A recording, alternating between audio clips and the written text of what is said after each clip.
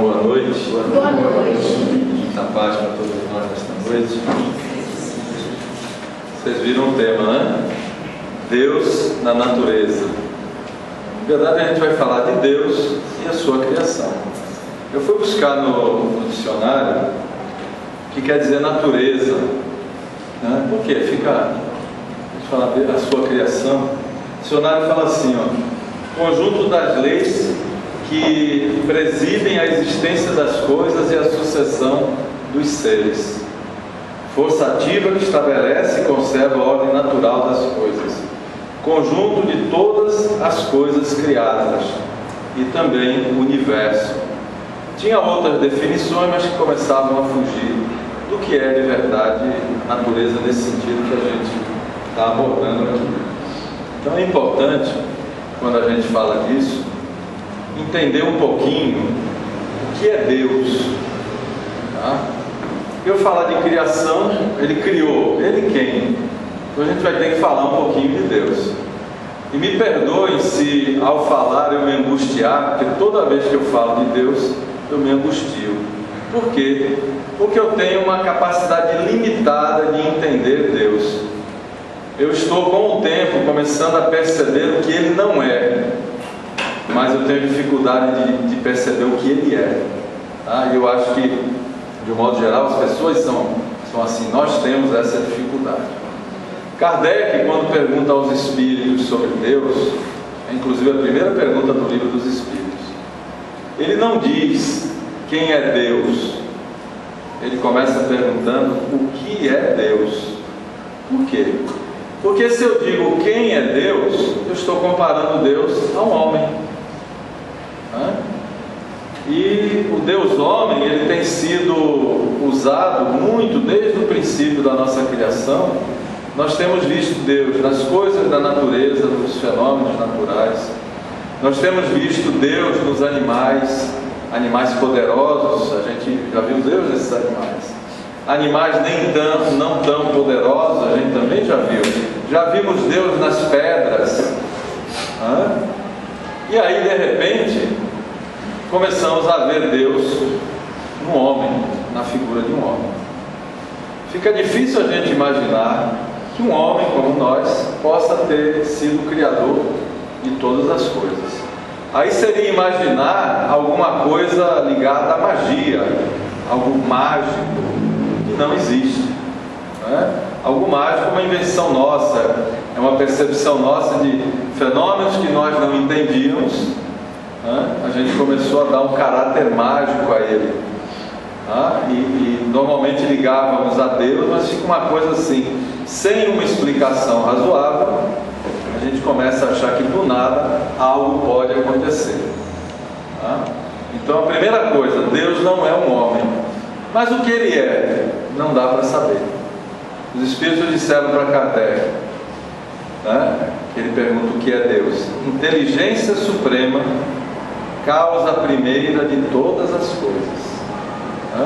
Se você for olhar bem, é quase sair pela tangente, Me diga o que é, e eu não digo, mas eu dou uma explicação que me põe para pensar.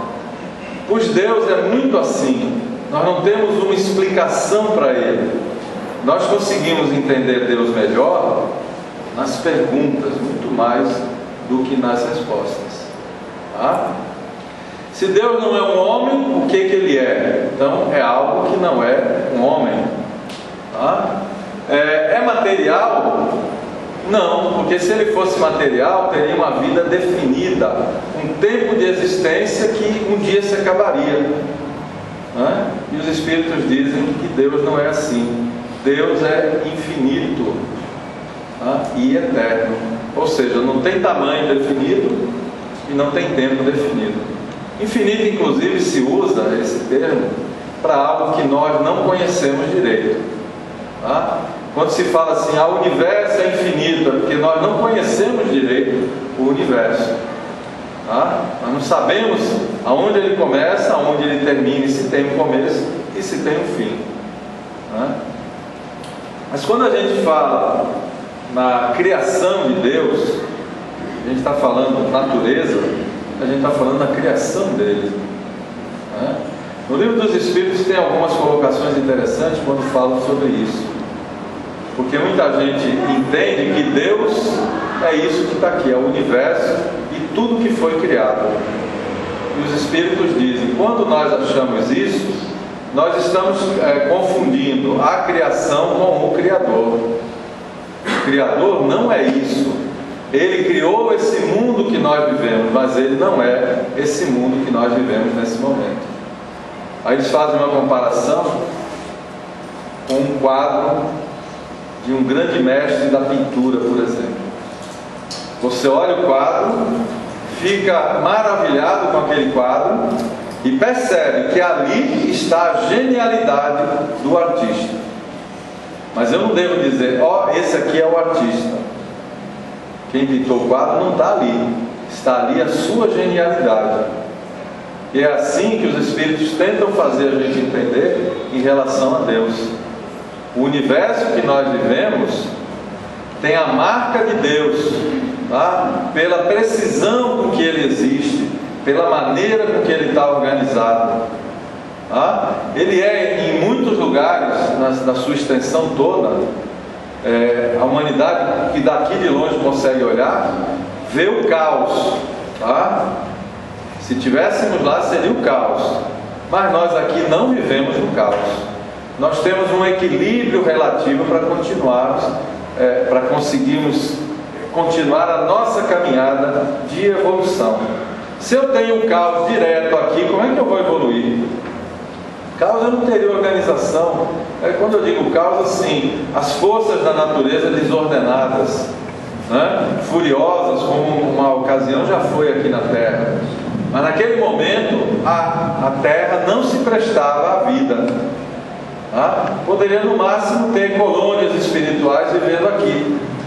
Ok? Não está amplificando, não. Acho que agora ele está baixo. Acho que vai melhorar, né? Vou gritar menos. Desculpa. Mas quando eu tenho caos, por exemplo, né, nós tivemos uma acomodação de terra no Japão uns meses atrás, próximo do Japão. 2 placas estavam tensionadas, deram um sobressalto. Né? Por quê? É uma coisa interessante que eu vou falar para vocês. Muitas vezes, as pessoas que estudam as leis naturais, elas nos confundem. Por quê? Porque elas são muito frias estudando aquela lei. Tá?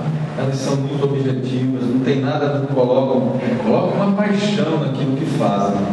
Mas não tem amor, não tem, ele quando faz aquilo, ele não pensa que está beneficiando a humanidade. Muitas vezes ele está sendo guiado por uma curiosidade pessoal dele. Só que aquilo que ele faz descortina os mistérios do mundo para nós. Seria como se eu pudesse, a partir da pesquisa de alguém, descobrir mistérios das leis da natureza. Mistério por quê? Porque até então eu não conhecia, era algo assim que eu desconhecia, misterioso para mim. De repente, quando eu conheço o mecanismo com que aquilo funciona, já não existe mais um mistério, eu começo a entender. E a compreensão de Deus passa por isso.